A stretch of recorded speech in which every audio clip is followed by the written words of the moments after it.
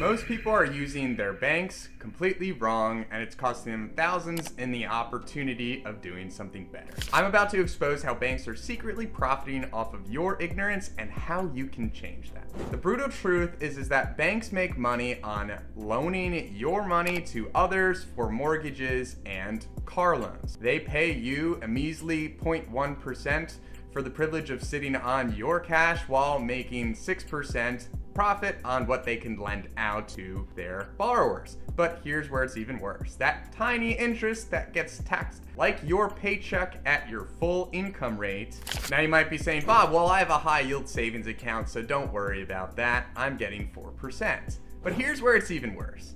That 4% quickly turns into 3% or less because that interest is taxed like your paycheck on the full income rate, typically somewhere between 20 and 40%. Meanwhile, capital gains from your investments are taxed at way less. We're talking somewhere between 0 through 20%, typically 15 to 20% versus that 20 to 40% range. Here's what smart people do instead.